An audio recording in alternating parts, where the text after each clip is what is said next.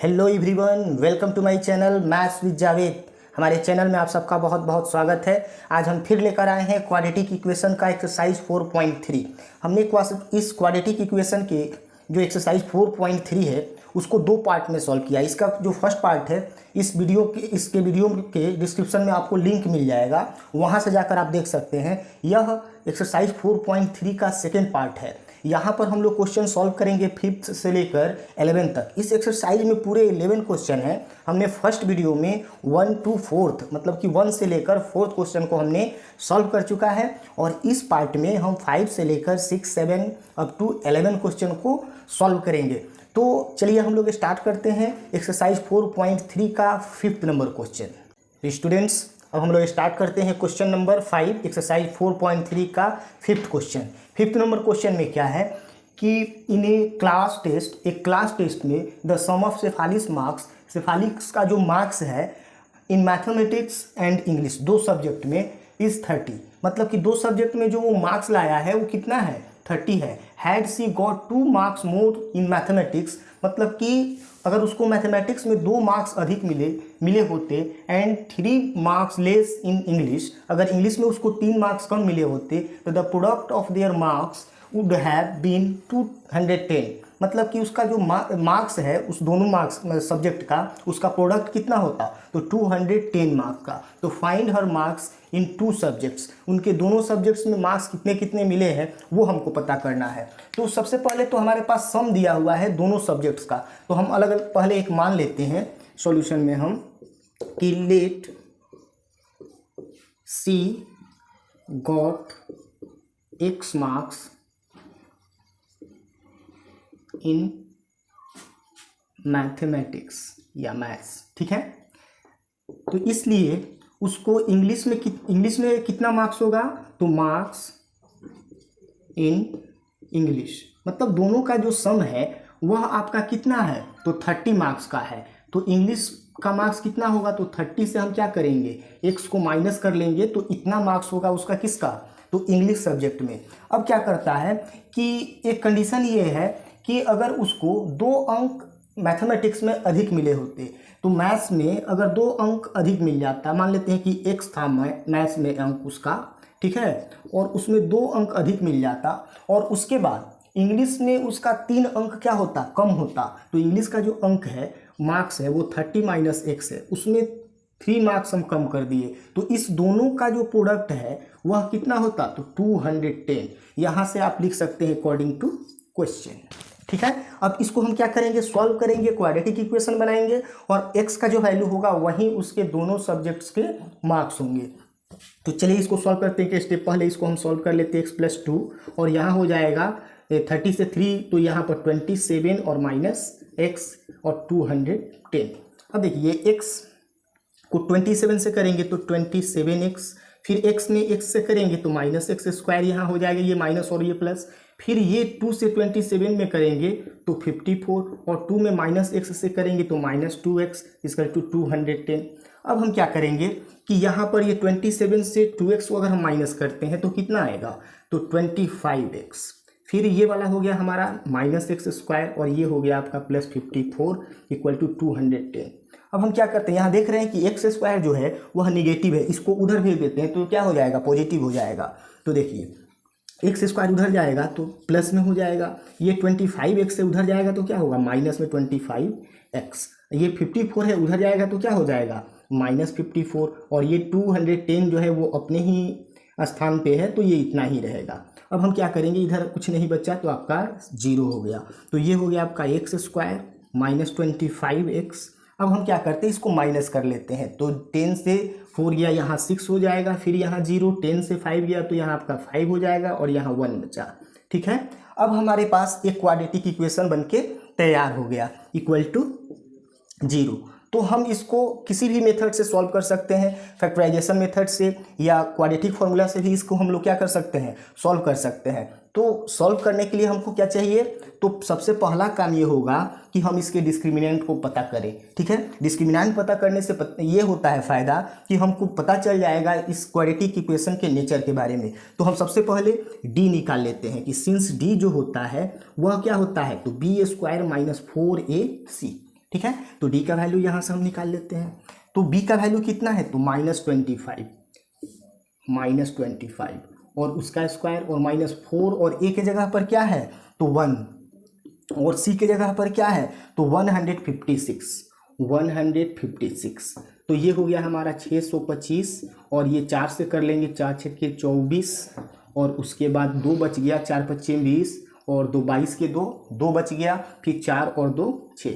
मतलब कि यहाँ पे आपका डी का वैल्यू कितना आ गया 1 आ गया। तो डी जो है वो ग्रेटर देन 0 मतलब कि वह क्या है पॉजिटिव है, तो रूट्स एग्जिस्ट करेंगे। अब यहाँ से हम क्या करेंगे कि क्वाड्रेटिक फार्मूला से हम लोग जानते हैं कि x का जो वैल्यू होता है वो -b प्लस माइनस √d/2a। अब यहाँ पर हम क्या करेंगे b, d और a का वैल्यू पुट कर देंगे तो उसके दोनों मार्क्स आपको पता चल जाएंगे। तो चलिए इसको आगे हम लोग अब तो स्टूडेंट्स आगे हम बढ़ते हैं। अब हम x का वैल्यू कैसे पता करेंगे, तो x इक्वल टू अब -b, तो b के जगह पर क्या है तो -25 है, तो हम एक माइनस लगाएंगे और -25 लिखेंगे, फिर प्लस माइनस √d। d का वैल्यू कितना मिला था हमको तो 1 और बाई 2 इंटू ए का जो वैल्यू था वो 1 था, यहाँ 4ac भी हम लिखे थे, तो a का वैल्यू क्या था तो 1। तो x का जो वैल्यू मिलेगा आपको ये माइनस माइनस क्या हो जाएगा +25 और ये प्लस माइनस 1 और 2। अब यहाँ से x का जो वैल्यू मिलेगा वो ऐसे मिलेगा कि 25 और +1 और बाई 2 और एक मिलेगा 25 -1/2। तो x का वैल्यू क्या क्या मिलेगा ये 26/2 और ये हो जाएगा 24/2। तो यह हो जाएगा 13 और यह हो जाएगा आपका 12। तो इस तरह से एक जो मार्क्स होगा आपका, अब क्या करेंगे कि एक जो वैल्यू होगा अगर मान लेते हैं कि 13 लेते हैं किसका इंग्लिश का, हमने इंग्लिश के लिए x माना था और मैथ्स के लिए 30 - x, तो x अगर लेंगे तो वो वाला हमारा कितना हो जाएगा 17 हो जाएगा अगर 30 लेंगे तो। अगर 2 वैल्यू मिला है हमको x का, अगर इंग्लिश का वैल्यू हम कितना लेते हैं इसमें अगर हम 12 लेते हैं तो वो हमारा 18 हो जाएगा। कहने का मतलब कि x का जो वैल्यू है हमारा 2 मिला हुआ है। तो अब हम क्या करेंगे कि इसमें इंग्लिश का जो वैल्यू हम रखे हुए थे तो इंग्लिश के लिए हमारा कितना था तो इंग्लिश के लिए हमारा x था और उसके बाद मैथ्स के लिए कितना था तो मैथ्स के लिए हमारा 30 - x था। तो जब हम इसमें से x का वैल्यू यहाँ कितना लेंगे 13 लेंगे, तो 13 जब माइनस करेंगे तो कितना हो जाएगा, जब इसको हम 13 लेंगे तो ये वाला कितना हो जाएगा 17, ठीक है। और जब हम इंग्लिश का जो वैल्यू है अगर हम 12 लेते हैं, इसका अगर हम 12 लेते हैं तो यह कितना हो जाएगा हमारा 80। तो यह दोनों ही वैल्यू हमारा सेटिस्फाइड करेगा इस इक्वेशन को। तो इसलिए उसके दोनों ही सब्जेक्ट का जो मार्क्स होगा या तो 13 और 17 होगा या तो 12 और 18 होगा। तो इस तरह से हम इस क्वेश्चन को सॉल्व कर लिए। अब हम लोग मूव करते हैं नेक्स्ट क्वेश्चन की तरफ। तो स्टूडेंट्स अब हम लोग मूव करते हैं क्वेश्चन नंबर 6 की तरफ। इसमें क्या दिया हुआ है कि the diagonal of a rectangular field is 60 metres more than the shorter sides. मतलब कि एक रेक्टेंगुलर फील्ड है, हमने यहाँ पहले से ही मेंशन कर दिया है, रेक्टेंगुलर फील्ड है, उसका जो डायगोनल है तो डायगोनल इसको बोलते हैं, ए से सी तक अगर हम इसको मिला दें तो यह हमारा डायगोनल हो जाएगा। तो डायगोनल जो है 60 metres more than the shorter sides, मतलब ये हो गया आपका शॉर्टर साइड्स और ये हो गया आपका लॉन्गर साइड। तो इससे यह क्या है तो यह 60 मीटर मोर है, मतलब कि अधिक है, ठीक है। उसके बाद the longer side is 30 metre more than the shorter side. अब इसके दोनों के बारे में रिलेशन ये दिया है कि ये वाला जो है ना इससे ये 30 मीटर क्या है तो अधिक है। तो सबसे पहले हम क्या करेंगे कि इसके शॉर्टर साइड को ही हम मान लेते हैं। तो यहाँ लिखते हैं कि let the shorter side of rectangular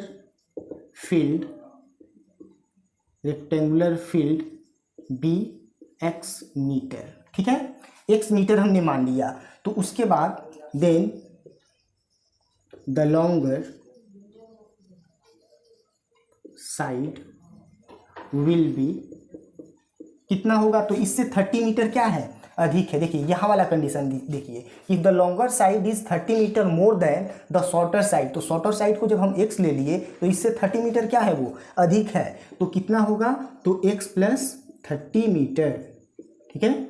अब उसके बाद डायगोनल के बारे में बात हो रही है कि अगर डायगोनल जो है वह क्या है कि शॉर्टर साइड से 60 मीटर क्या है अधिक है। तो यहाँ से लिखेंगे कि डायगोनल जो होगा हमारा वह कितना हो जाएगा, डायगोनल होगा हमारा कि x और 60 मीटर्स।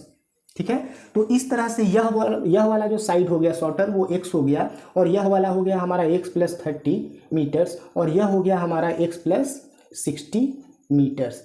मतलब कि हमारे जो रेक्टेंगुलर फील्ड है उसके हमको क्या मिल गया, डायमेंशन मिल गया, और साथ साथ डायगोनल भी उसका मिल गया। अब हमारे पास एक पाइथागोरस थ्योरम होता है, तो उसका यूज़ करके हम इसके साइड्स को निकाल सकते हैं। तो यहाँ लिखेंगे कि बाई पाइथागोरस थ्योरम। तो यह क्या होता है पाइथागोरस थ्योरम, कि कोई राइट एंगल ट्रायंगल जो होता है तो उसमें जो उसके दो जो साइड्स होते हैं परपेंडिकुलर हाइट और बेस, उसके स्क्वायर करके अगर हम सम करते हैं तो हाइपोटेनियस के बराबर आता है। तो यहाँ देखिए यह राइट एंगल ट्रायंगल ड्रॉ हो गया, यहाँ से ए से डी तक और सी से ये डी से सी तक और उसके बाद ए सी, यह हमारा राइट एंगल ट्रायंगल है। तो इसमें हम क्या करेंगे कि इसका जो सम स्क्वायर होगा ए सी का स्क्वायर इस ए डी, मतलब ए डी का जो वैल्यू होगा इस बी सी के बराबर होगा, तो इस ए डी के स्क्वायर और प्लस सी डी के स्क्वायर के क्या होगा, सम के इक्वल होगा। तो उसमें क्या होता है कि ए डी का स्क्वायर और प्लस सी डी का स्क्वायर इक्वल टू कितना, तो ए सी का स्क्वायर। तो हमारे पास ए डी का वैल्यू कितना है, तो x, और तो x का स्क्वायर कर देंगे। सी डी का वैल्यू क्या है, तो x प्लस 30। तो यहाँ क्या लिखेंगे हम, तो x प्लस 30 और उसका स्क्वायर, उसके बाद ए सी का स्क्वायर, तो ए सी का वैल्यू कितना, तो x प्लस 60, तो उसका स्क्वायर हम कर लेंगे x प्लस 60 और उसका स्क्वायर कर लिए। अब यहाँ पर हम सॉल्व करेंगे आगे, ये x स्क्वायर हो गया, उसके बाद यह a plus B D whole square हुआ। तो a plus B D whole square क्या होता है, तो a स्क्वायर प्लस 2ab और प्लस b स्क्वायर। तो यहाँ x स्क्वायर प्लस 2ab, तो यहाँ हम करेंगे तो 60, उसके बाद x होगा, और प्लस b स्क्वायर मतलब कि 30 का स्क्वायर करते हैं तो 900। अब वही चीज़ यहाँ पर भी हम अप्लाई करेंगे, तो x स्क्वायर, तो यहाँ 2ab करेंगे तो यह 120x हो जाएगा, और प्लस b स्क्वायर मतलब कि यह हो गया आपका 3600। ठीक है, अब हम क्या करते हैं, देखिए ये एक्स स्क्वायर और ये एक्स स्क्वायर कैंसिल हो जाएगा, दोनों तरफ पॉजिटिव साइन है, एक ही नंबर है, कैंसिल हो जाएगा। यह एक्स स्क्वायर हम यहीं रहने देते हैं। उसके बाद हम क्या करते हैं कि यह 60x है, उसके बाद यह 120 है, इधर लाते हैं इसको तो माइनस में हो जाएगा 120x। ये 900 जो है वो पॉजिटिव है, और ये जो है इधर आएगा तो हमारा क्या हो जाएगा, निगेटिव, इक्वल टू 0।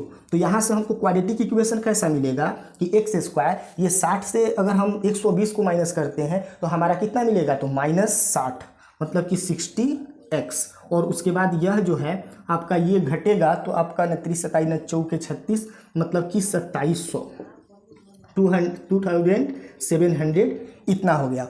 अब यह जो क्वाड्रेटिक इक्वेशन हमको मिला, इस क्वाड्रेटिक इक्वेशन से जब हम x का वैल्यू पता करेंगे वहीं आपका क्या होगा, इस रेक्टेंगुलर जो हमारा क्या है फील्ड है उसका लेंथ एंड ब्रेथ हमको क्या हो जाएगा, मिल जाएगा। तो इसको हम फैक्टराइजेशन मेथड से ही सॉल्व करते हैं। तो देखिए हम क्या करेंगे कि जब फर्स्ट और लास्ट को मल्टीप्लाई करते हैं तो हमारा 27 और 00 मिल रहा है।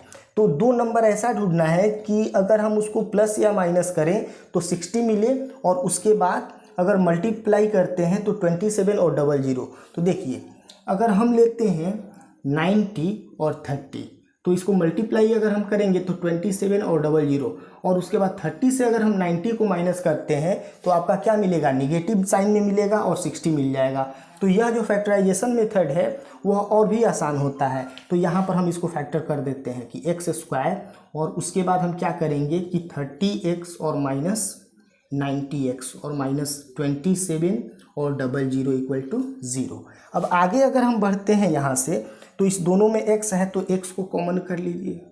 ठीक है, तो यहाँ x और प्लस क्या मिलेगा, 30। उसके बाद यह देखिए दोनों में क्या है, तो माइनस है और दोनों में 90 है, तो यहाँ पर माइनस 90 कॉमन कर लेंगे तो x और प्लस 30 मिलेगा इक्वल टू 0। तो यहाँ दो पार्ट में मिला, इसको अगर हम कॉमन कर लेते हैं तो x प्लस 30, और उसके बाद यह मिलेगा हमारा x माइनस 90 इक्वल टू 0। तो यहाँ से x का जो वैल्यू मिलेगा वह -30 होगा और उसके बाद 90 होगा। अब देखिए कोई भी जो रेक्टेंगुलर जो फील्ड है या कोई किसी तरह का भी एरिया है उसका लेंथ और ब्रेथ जो होगा आपका निगेटिव तो नहीं हो सकता, तो इसीलिए उसमें से जो पॉजिटिव वैल्यू होगा वही लेंगे हम। तो इस तरह से अगर हम इसमें वैल्यू रखते हैं शॉर्टर साइड का, वह हमारा कितना होगा 90, तो जो हमारा लॉन्गर साइड होगा तो 90 में 30 अगर हम क्या कर देंगे प्लस कर देंगे तो आपका 120 मिल जाएगा। तो आपका x का वैल्यू मिल गया है, इसमें पुट कर दीजिए तो आपका ये पूरा क्वेश्चन सॉल्व हो जाएगा। तो स्टूडेंट्स अभी तक अगर आप हमारे वीडियो को लाइक नहीं किए हैं तो कृपया करके फटाफट लाइक कर दीजिए, और सब्सक्राइब भी नहीं किए चैनल तो सब्सक्राइब कर दीजिए। और हम लोग मूव करते हैं नेक्स्ट क्वेश्चन की तरफ। तो स्टूडेंट्स अब हम लोग मूव करते हैं नेक्स्ट क्वेश्चन। तो नेक्स्ट जो क्वेश्चन है question number 7, the difference of the square of the two numbers is 180। मतलब कि दो नंबर लेंगे और उसका स्क्वायर करके और डिफरेंस उसका अगर हम निकालते हैं तो कितना होगा 180। The square of the smaller number is 8 times the large number. मतलब कि एक दो संख्या, एक बड़ी है और एक छोटी है, तो जो छोटी संख्या का जो स्क्वायर है ना वह 8 टाइम्स है किसके, तो बड़ी संख्या के। मतलब कि बड़ी संख्या का अगर हम 8 गुना करते हैं तो वो कौन सी संख्या होगी, तो छोटी संख्या का वर्ग होगा, मतलब उसका स्क्वायर होगा। तो हम यहाँ मान लेते हैं कि जो बड़ी संख्या उसी को x मान लेंगे, और उसका जब हम 8 टाइम्स लेंगे 8 गुना करेंगे तो 8x जो होगा वह छोटी संख्या का वर्ग होगा। ठीक है, तो इस तरह से हम लोग पहले सॉल्व करते हैं इसको कि let the large number be x। तो इसलिए द स्क्वायर ऑफ हमारा स्मॉल नंबर तो कितना होगा, तो 8x। तो यह तो स्क्वायर है हमारा छोटी संख्या का। तो इस तरह से हमारा जो स्मॉल नंबर जो होगा, स्मॉल नंबर वह कितना होगा, तो उसको हम स्क्वायर रूट में अगर हम डाल दें और उसका वैल्यू जो निकालेंगे तो हमको छोटी संख्या मिल जाएगी। अब कंडीशन ये है कि the difference of the square of two numbers, मतलब इसी दोनों संख्या के स्क्वायर करके अगर हम माइनस करते हैं तो 180 मिलता है। तो अकॉर्डिंग टू क्वेश्चन अब हम क्या करेंगे कि बड़ी संख्या का स्क्वायर, तो बड़ी संख्या कौन सा है, तो x, तो x का हम स्क्वायर कर दिए। उसके बाद माइनस छोटी संख्या का स्क्वायर, तो छोटी संख्या का स्क्वायर तो यहाँ दिया हुआ है 8x, तो यहाँ हम 8x ले लिए और उसका वैल्यू कितना मिलता है, तो 180। अब इससे हमारा क्वाड्रेटिक इक्वेशन बनेगा और उसको सॉल्व करेंगे तो आपका x का जो वैल्यू होगा और यहाँ पर मल्टीप्लाई कर देंगे, यहाँ पर वैल्यू रखेंगे, मल्टीप्लाई करके स्क्वायर रूट निकाल देंगे तो आपको स्मॉल नंबर मिल जाएगा। तो चलिए हम स्टार्ट करते हैं, आगे बढ़ते हैं कि x स्क्वायर और उसके बाद -8x और यह हो गया -180 इक्वल टू 0। अब इसको फैक्टराइजेशन से या क्वाड्रेटिक फार्मूला से जैसे भी आप सॉल्व कर सकते हैं। हमको फैक्टराइजेशन जो होता है बहुत आसान लगता है, उससे हम सॉल्व करते हैं कि फर्स्ट और लास्ट का मल्टीप्लाई करेंगे तो -180 मिलेगा। दो नंबर्स ढूंढिए जिसको प्लस करें या माइनस करें, तो -8x। तो माइनस में कब आएगा, तो आपको छोटा से बड़ा माइनस करना पड़ेगा तब। तो एक 18 और एक 10, मतलब कि यहाँ देखिए कि x स्क्वायर और उसके बाद कि -18x और प्लस 10x। अगर हम ऐसे लिखते हैं कि 18 है माइनस में और 10 क्या है, प्लस में है, तो हमारा निगेटिव मिलेगा -8x, और इस दोनों को अगर हम मल्टीप्लाई करते हैं तो -118 और x स्क्वायर भी आपका क्या हो जाएगा, मिल जाएगा, और ये -180 इक्वल टू 0। तो अब देखिए आगे बढ़ेंगे तो इस दोनों में x है तो x कॉमन कर लेंगे तो यहाँ मिलेगा आपका x और उसके बाद 18। अब क्या करेंगे कि इस दोनों में क्या है 10 है, तो +10 को अगर हम कॉमन करते हैं तो यहाँ x और -18 इक्वल टू 0। तो यहाँ से हमको x -18 को कॉमन कर लेते हैं तो एक बार हम यहाँ लिख दिए तो बच क्या गया, तो x + 10, तो यहाँ x और +10 मिल गया इक्वल टू 0। अब हम आगे बढ़ेंगे तो अगर हम इसको लेते हैं और इसको अगर हम भेज देंगे 0 की तरफ तो यह हमारा टोटल पार्ट क्या हो जाएगा 0। तो x का वैल्यू कितना मिलेगा, तो यह हमारा -10 होगा। ठीक है, सॉरी यहाँ पर हमारा क्या हो गया है कि एक हमको 18 लिखना था ना, x माइनस यहाँ पर हमको लिखना था 18 और यह हो गया आपका x + 10।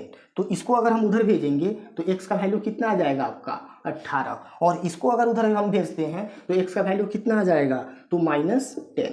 अब देखिए यह जो है x का वैल्यू यहाँ अगर हम पुट करते हैं तो यह हमारा लार्ज नंबर होगा।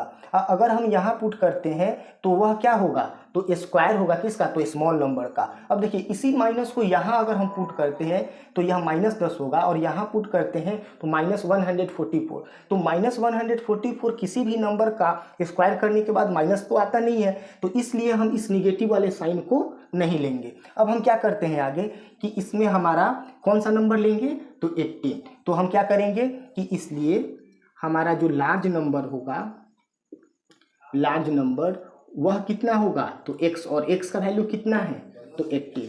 अब देखिए स्मॉल जो नंबर होगा हमारा, तो स्मॉल नंबर हमारा कितना है, तो √8x। तो हम क्या करेंगे कि √8 और x का वैल्यू कितना, तो 18। तो यह हो गया 144, और यह इसका वैल्यू कितना आता है, 12। तो यह इतना मीटर, 18 मीटर और 12 मीटर क्या हो जाएगा आपका, कि इतना आपका इस सॉरी ये दोनों नंबर हो जाएगा, सॉरी हमने मिस्टेक से मीटर लिख दिया, ये दोनों नंबर हो गए आपका, जिसका स्क्वायर करने के बाद आप अगर उसको डिफरेंस करते हैं तो आपका 180 मिल जाएगा।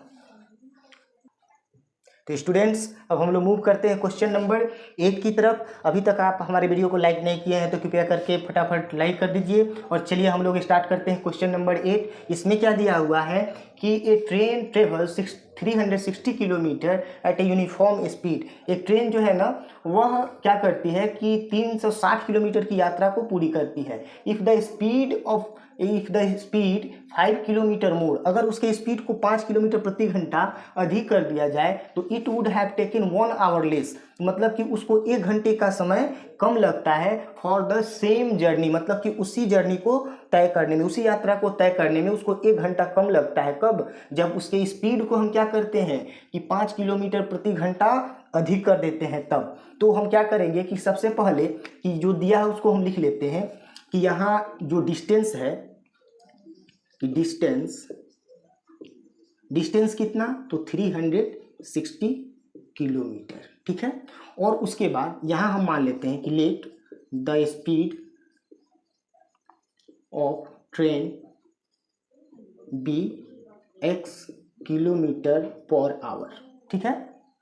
तो यहाँ से हमको अगर हमारे पास स्पीड हो और डिस्टेंस हो तो हम टाइम निकाल सकते हैं, ठीक है। तो यहाँ से हमारे पास एक फॉर्मूला मिलेगा कि टाइम कैसे निकालते हैं।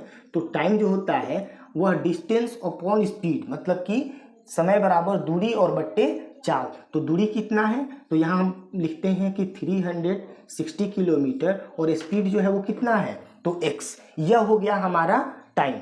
अब देखिए कंडीशन क्या है कि अगर इसके जो स्पीड है उसमें 5 किलोमीटर प्रति घंटे की क्या कर देते हैं, वृद्धि कर देते हैं। तो यहाँ लिखते हैं कि इफ द स्पीड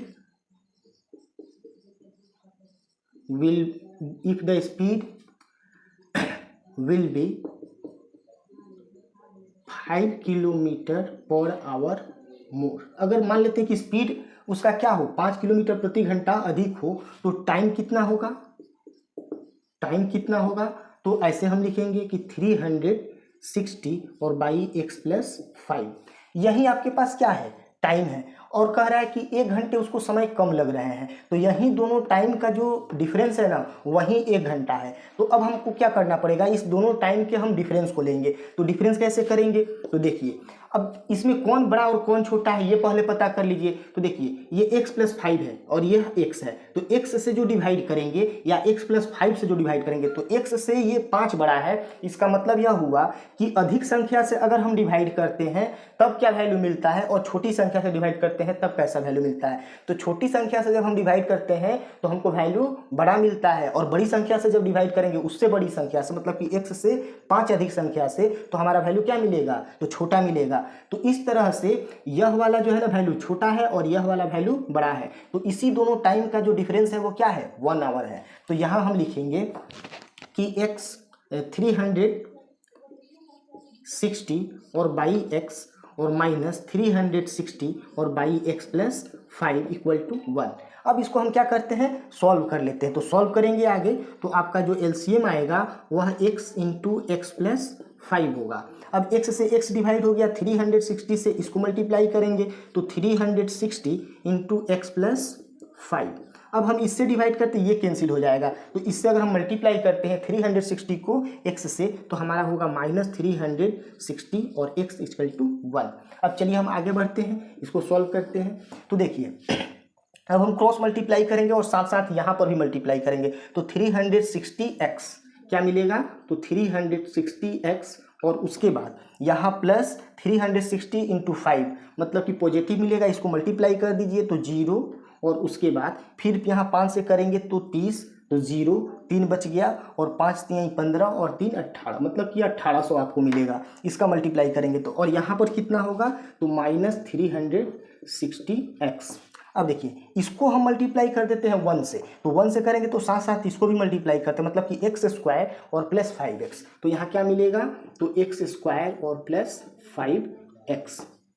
अब देखिए हम क्या करेंगे, इस 360x ये वाला 360x को कैंसिल कर देंगे, ये 1800 जो है ना उधर भेज देते हैं, तो उधर क्या है हमारा तो x² प्लस 5x और उसके बाद यह 1800 जो है ना उधर जाएगा तो -1800 और =0। अब हमारा क्वाड्रेटिक इक्वेशन बनके तैयार हो चुका है। अब हम क्या करेंगे कि यहाँ से बाई फैक्टराइजेशन मेथड से या क्वाड्रेटिक फार्मूला से इसको सॉल्व कर सकते हैं। तो देखिए दो नंबर आपको ढूंढना है जिसको -1800 x² क्या मिले मल्टीप्लाई करने पे और उसके बाद जोड़ने और घटाने पे 5x मिले। तो देखिए अगर हम 45 दूनी 90 दूनी 180 मतलब कि अगर हम 45 लेते हैं और उसके बाद 40 लेते हैं, ठीक है, तो 45 से अगर हम 40 घटाएंगे तो हमारा 5x मिल जाएगा और इसको गुना करेंगे ना तो आपका इतना जरूर मिलेगा, ठीक है। 4 पंजे 20 2 और उसके बाद चच्चू के 16 2 18 मतलब कि 1800 मिल जाएगा। तो आपका क्या हुआ फैक्टर कि 40 और 45, तो यहाँ लिखेंगे हम x² और उसके बाद प्लस 45x और -40x इक्वल उसके बाद -1800 = 0। अब हम क्या करेंगे, इस दोनों में x है तो x को कॉमन कर लेंगे, तो यहाँ x बचेगा और यहाँ 45। अब हम क्या करेंगे, इस दोनों में माइनस है और साथ साथ क्या है 40 भी है, तो यहाँ -40 कॉमन कर लेंगे तो यहाँ x और प्लस 45 ही मिलेगा =0। ये दोनों एक जैसा, इसको कॉमन कर लेते हैं तो x + 45 और ये वाला जो है क्या बच जाएगा तो x - 45 =0। यहाँ से x का जब वैल्यू पता करेंगे तो ये वाला माइनस हो जाएगा और ये वाला प्लस हो जाएगा, मतलब कि x का जो वैल्यू होगा -45 और प्लस -45 और यहाँ दोनों एक ही चीज़ हम लिख दिए हैं, यहाँ आपका होगा 40 तो ये वाला कितना हो जाएगा 40, ठीक है। तो x का वैल्यू आपका कौन सा तो -45 और 40। अब देखिए यह जो x का वैल्यू है वह क्या है तो स्पीड है, स्पीड जो है एक मेजरमेंट है और मेजरमेंट कभी निगेटिव नहीं होता है, तो इसलिए यह निगेटिव वाला हम वैल्यू नहीं लेंगे और कौन सा वैल्यू लेंगे तो पॉजिटिव वैल्यू लेंगे। तो हमको क्या पता करना था तो स्पीड ऑफ द ट्रेन, मतलब कि find the speed of the train, तो यही हम x माने हुए थे। तो इस तरह से हमारा जो ट्रेन का जो स्पीड है वो कितना आएगा तो speed of train will be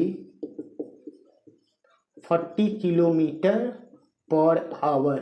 तो इस तरह से हमने 1 नंबर क्वेश्चन को सॉल्व किया। अब स्टूडेंट्स मेरा वीडियो बहुत बड़ा हो रहा है तो हम चाह रहे हैं कि अब नेक्स्ट वीडियो में आपसे मिलेंगे, तब तक के लिए धन्यवाद।